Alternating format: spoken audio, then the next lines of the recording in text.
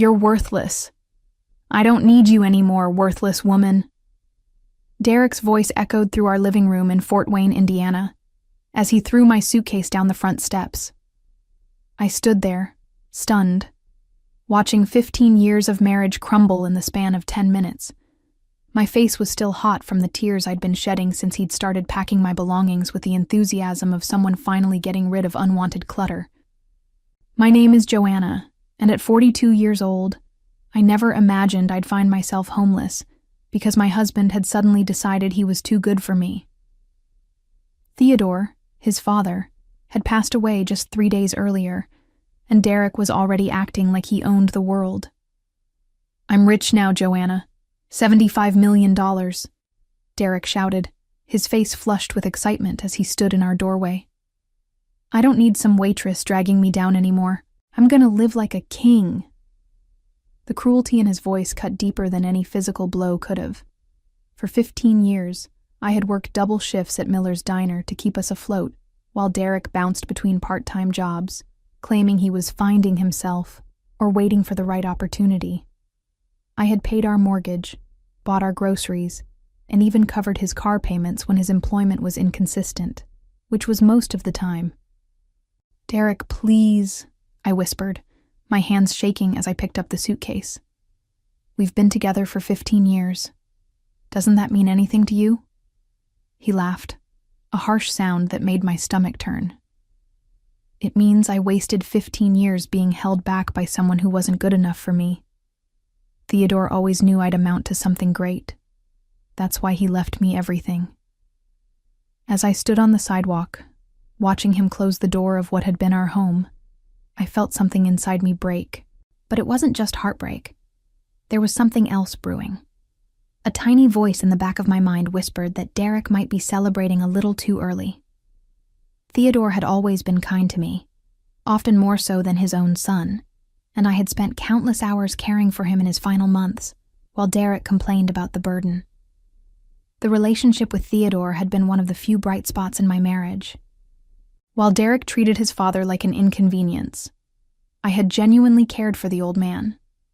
After Theodore's first stroke 2 years ago, I was the one who drove him to physical therapy appointments when Derek was too busy playing video games. I cooked his favorite meals, helped him with his medication, and spent hours listening to his stories about building his construction empire from nothing. You're a good woman, Joanna, Theodore had told me just a week before he passed. We were sitting on his back porch, watching the sunset while Derek was inside, probably on his phone. You remind me of my wife, God rest her soul. She had the same kindness in her heart.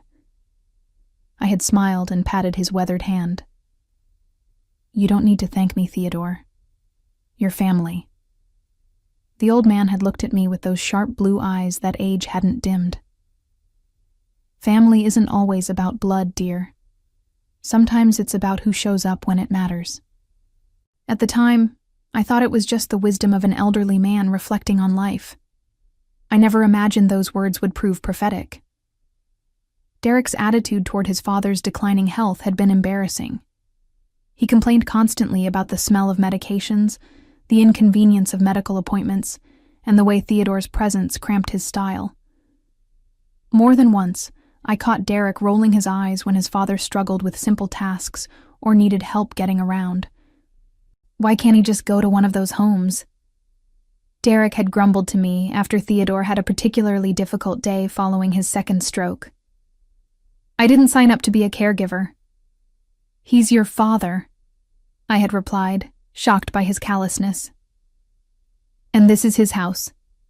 We're living here because he invited us to stay after you lost your job at the warehouse. Derek had shrugged, already turning his attention back to his phone. Whatever. Once he's gone, this place will be mine anyway. Then we can do whatever we want with it. The memory of that conversation now felt like a premonition. Theodore had witnessed his son's indifference and had clearly drawn his own conclusions about Derek's character. I remembered the way the old man's face had fallen when Derek made those comments, though he never said anything directly. Now, as I sat in my car in the parking lot of a budget motel, staring at the $43 in my wallet, I wondered if Theodore had seen something in those final months that the rest of us had missed. The funeral had been a small affair. Theodore hadn't had many close friends left, and Derek's behavior during the service had been shameful. Instead of mourning his father, Derek kept checking his phone and whispering to his brother Calvin about what they thought the inheritance would be worth. I heard Dad's construction company was valued at $60 million last year, Calvin had whispered during the eulogy, plus the house, the land, and all those investments. Derek had grinned like a child on Christmas morning. I'm thinking of buying a boat first. Maybe one of those big yachts I saw in Miami. I had been mortified by their behavior, but I was even more disturbed by something else I noticed.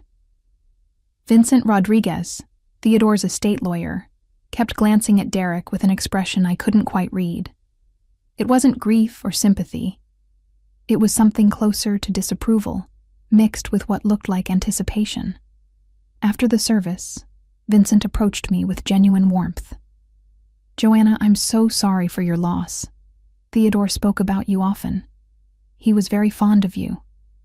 Thank you, Mr. Rodriguez. He was a wonderful man. I'm going to miss him terribly. Vincent nodded, then glanced over at Derek, who was already discussing vacation plans with Calvin. The will reading is scheduled for Thursday at 2 p.m. Please make sure you're there. Something in his tone made me pause. Me?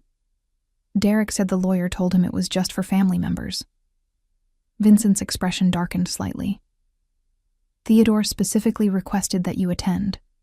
In fact, he insisted on it. That conversation had stuck with me for the 3 days since the funeral. Derek had been so confident about his inheritance that he'd already started making plans.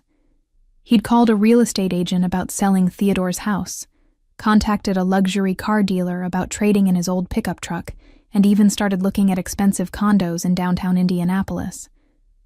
But there had been something in Vincent's manner that suggested Derek's confidence might be misplaced.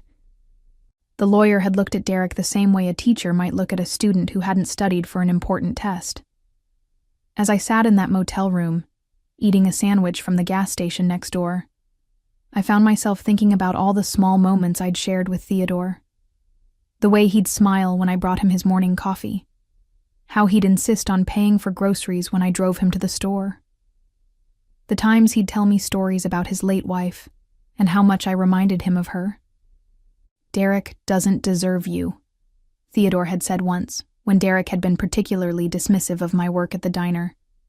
A man should appreciate a woman who works as hard as you do.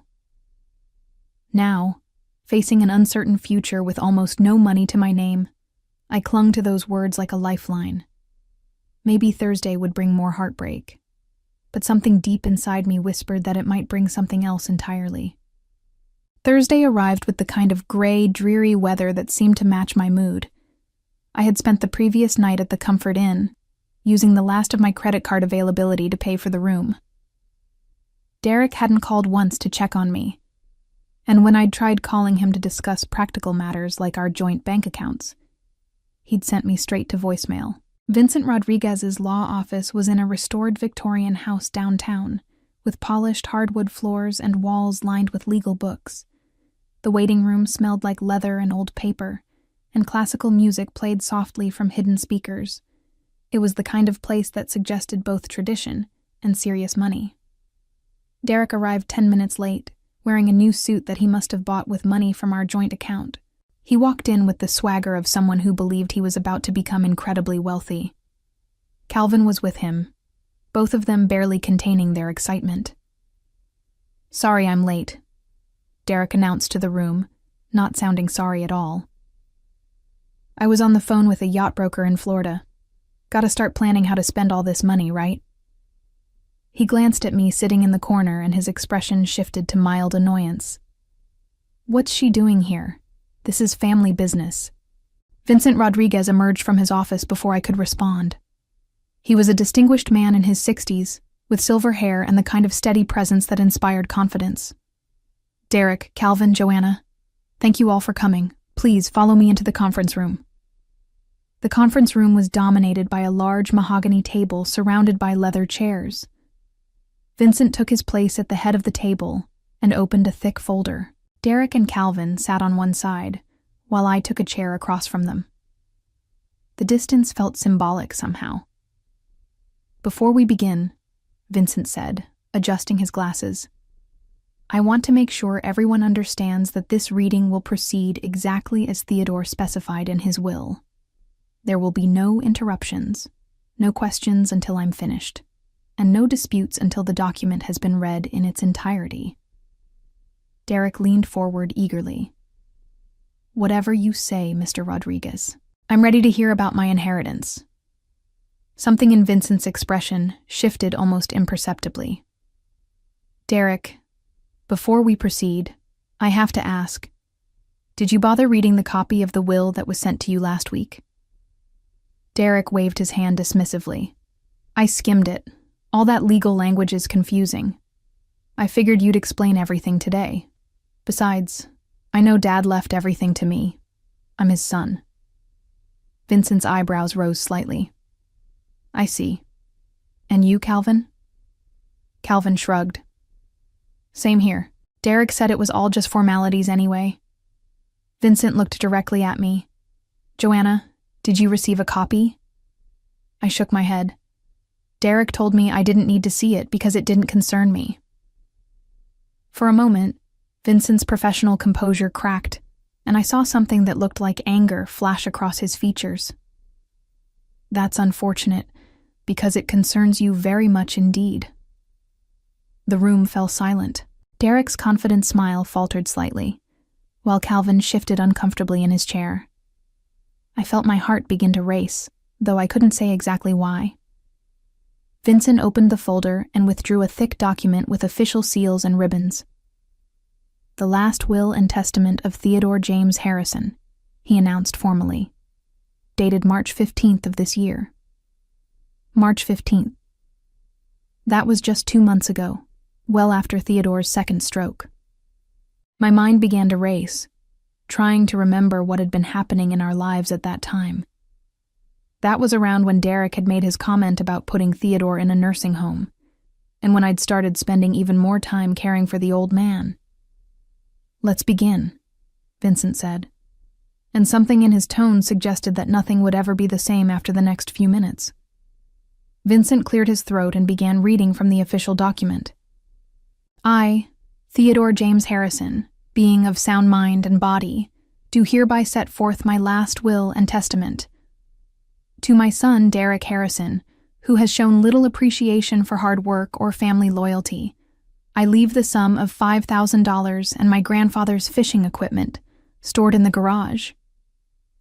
The words hit the room like a physical blow. Derek's face went from confident anticipation to confusion to growing horror as the reality began to sink in. "Wait, what? That can't be right. $5,000? There has to be a mistake." Vincent held up his hand for silence and continued reading. "To my son, Calvin Harrison, who moved to California and visits perhaps twice a year, I leave $10,000 and my collection of vintage tools, with the hope that he might finally learn the value of building something with his own hands." Calvin's mouth fell open, but he seemed too stunned to speak. Derek, however, was beginning to panic. "This is impossible. I'm his son, his heir. Where's the rest of it? The $75 million? The company? The house?" Vincent's expression remained professionally neutral, but I could see satisfaction in his eyes. "If you had read the will as instructed, Derek, you would know that there is much more to be read. The bulk of the estate, Harrison Construction Company, valued at approximately $62 million, the family home and surrounding property, valued at $8 million, plus all liquid assets, investments, and personal property, totaling approximately $5 million, goes to someone else entirely." My heart was pounding so hard I could hear it in my ears. Derek looked like he was about to be sick, his face pale and his hands shaking. "To Joanna Marie Harrison," Vincent continued, and my world tilted on its axis. "Who has shown more love, loyalty, and dedication to me in 15 years than my own blood relatives have shown in a lifetime? I leave the entirety of my remaining estate." The silence in the room was deafening. I felt like I couldn't breathe, couldn't process what I was hearing. Derek made a strangled sound that was somewhere between a gasp and a sob. "Theodore wrote a personal letter to accompany this bequest," Vincent said, withdrawing another document from the folder. "He asked that I read it aloud." Vincent unfolded the letter, and I recognized Theodore's careful handwriting on the cream-colored stationery. "My dear Joanna," he began, "if you are hearing this, then I have passed on, and you are learning for the first time that I have chosen to leave my life's work to you, rather than to my sons. This decision was not made lightly, nor was it made in anger. It was made with careful observation and deep consideration of who truly embodies the values that built Harrison Construction Company." Derek tried to interrupt, but Vincent continued reading without acknowledging him. "For 15 years, I watched you work multiple jobs to support my son while he chose leisure over labor. I watched you care for me in my illness with genuine compassion, while Derek complained about the inconvenience. I watched you treat our home with respect, while Derek saw it only as something to be sold for profit. Most importantly, I watched you demonstrate every day the qualities of character that I spent my lifetime trying to instill in my sons: kindness, integrity, dedication, and humility." By now, Derek was hyperventilating, and Calvin looked like he was in shock. But Vincent wasn't finished reading the letter. Vincent continued with Theodore's letter, his voice growing stronger with each word. "Joanna, you may wonder why I never spoke to you about this decision. The truth is, I wanted to observe how Derek treated you when he believed inheritance was certain. His behavior these past months, and particularly his treatment of you following my death, has only confirmed that I made the right choice." Derek suddenly lurched to his feet, knocking his chair backward. "This is insane. She's not even blood family. You can't just give away my inheritance to some waitress." Vincent's voice turned ice cold. "Sit down, Derek, or I'll have security escort you from the premises.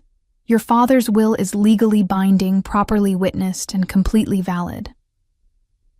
Derek collapsed back into his chair, his face red and streaked with tears.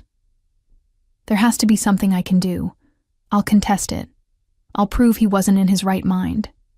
"I anticipated that response," Vincent replied calmly. Theodore underwent a complete psychological evaluation just weeks before signing this will. Dr. Elizabeth Morrison, the psychiatrist who conducted the evaluation, found him to be completely competent and clear-minded. Her report is part of the permanent record. He returned to the letter. "Joanna, I hope you will use this inheritance wisely. Harrison Construction Company employs 43 people, and they are good people who deserve security. The company is profitable and well managed by my foreman, Robert Patterson, who has been with us for 22 years. I trust you will keep him on and learn the business gradually." I found my voice for the first time since the reading began. "Mr. Rodriguez, I don't understand. How could Theodore have known that Derek would treat me the way he did?" Vincent set down the letter and looked at me with gentle eyes. "Theodore called me the day after he passed. He was still alive then, barely, but he was alert. He told me that Derek had already begun making plans to sell the house and had spoken cruelly to you about your future together.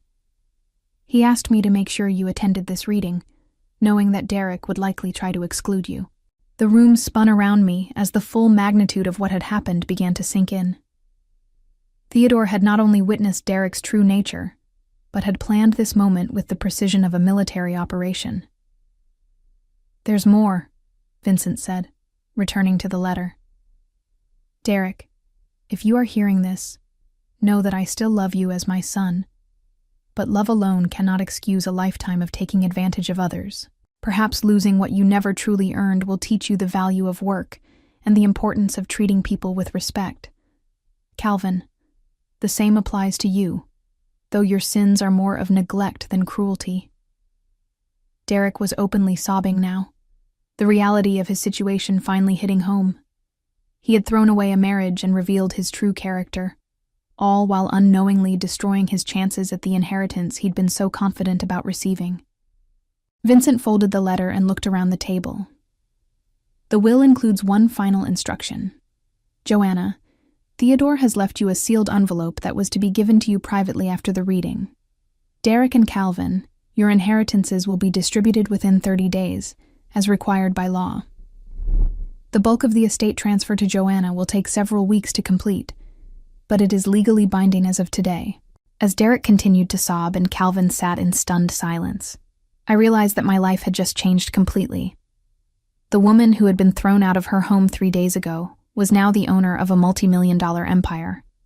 But more than that, I had been validated by a man who had seen the worth in me that my own husband had refused to acknowledge. The revenge was complete, and Derek had orchestrated his own downfall with every cruel word and dismissive action. The aftermath of Vincent's revelation was swift and devastating for Derek. As the lawyer explained the immediate legal ramifications, Derek's world crumbled with each passing minute. The house he'd planned to sell wasn't his. The company he'd expected to inherit now belonged to the woman he'd called worthless. The $75 million he'd bragged about to friends and strangers alike had been a fantasy built on arrogance and entitlement. "I need to speak with Joanna privately," Vincent announced as Derek continued to sob into his hands. "Derek, Calvin, you're free to go. Someone from my office will contact you about collecting your inherited items." Derek looked up with desperate, red-rimmed eyes. "Joanna, please, you have to understand. I didn't mean what I said. I was just upset about Dad dying. We can work this out, can't we? We're still married." The irony of his words wasn't lost on me. 3 days ago, he'd been eager to throw me away like garbage. Now that I controlled his father's fortune, he was begging for reconciliation. I looked at this man I'd supported for 15 years, who had shown his true colors the moment he thought he no longer needed me. "Derek," I said quietly, "you made it very clear that you don't need me anymore. You said I was worthless. You threw my belongings on the lawn and slammed the door in my face. Theodore saw who you really were, and frankly, so did I." His face contorted with panic and rage. "This isn't over. I'll fight this in court. I'll prove you manipulated him somehow." Vincent Rodriguez stepped between us. "Derek, I strongly advise against making threats. Your father's will is ironclad, and any attempt to contest it will only result in expensive legal fees you can no longer afford. You might want to focus on finding employment instead." Derek and Calvin left the office in devastation, their dreams of easy wealth shattered by their own character flaws. Through the conference room window, I watched Derek stumble toward his truck, a broken man who had destroyed his own future through greed and cruelty. Vincent handed me a sealed envelope with my name written in Theodore's familiar handwriting. "He wanted you to read this privately," he said, then quietly left me alone in the conference room.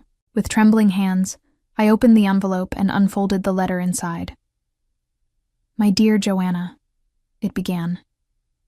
"If you are reading this, then justice has been served, and Derek has received the shock he so richly deserved. I want you to know that my decision to make you my heir was not a punishment for Derek, though he will surely see it that way. It was recognition of your true worth." Tears blurred my vision as I continued reading. "You spent 15 years being undervalued and taken for granted by my son. You worked yourself to exhaustion to support a man who contributed nothing to your partnership. You cared for me in my final months with a tenderness that came from your heart, not from obligation. You are the daughter I never had, and the person most deserving of the life my money can provide." The letter concluded with practical advice about managing the construction company, and a suggestion that I consider establishing a foundation to help women in situations similar to what I'd endured. Use this gift to build the life you deserve, and perhaps to help other women find their own worth. As I folded the letter, I felt a profound sense of closure. Theodore had not only secured my future, but had validated every sacrifice I'd made during my marriage to Derek. His final act had been one of justice, recognizing true character over blood relations. I walked out of that law office no longer as Derek's discarded wife, but as the owner of Harrison Construction Company, and the architect of my own destiny. The revenge had been served not by me, but by a man who had observed, judged, and acted with the precision of someone who understood the true meaning of justice. Derek faced complete financial and social ruin in the weeks following the will reading. His premature celebration of an inheritance he never actually received became the subject of cruel gossip throughout Fort Wayne, as word spread that Theodore had deliberately chosen his daughter-in-law over his own son. Derek's attempt to contest the will failed spectacularly when the court reviewed Theodore's psychiatric evaluation and multiple witness testimonies about Derek's treatment of both his wife and his dying father. With only $5,000 to his name and no employable skills after years of depending on others, Derek was forced to move into his mother's basement apartment while facing the mockery of former friends who had watched him boast about wealth that was never his. His reputation was permanently destroyed, and potential employers invariably learned about the man who had been so worthless that his own father left millions to his ex-wife instead. 6 months later, as I signed the papers establishing the Theodore Harrison Foundation for Women's Independence, I smiled, knowing that his final gift had been more than financial security. It had been the recognition that my years of dedication and sacrifice had been noticed and valued by someone who truly mattered. Looking back on the journey from worthless castaway to empowered businesswoman, I understood that the best revenge had been allowing Derek to reveal his true character, while Theodore watched and judged accordingly.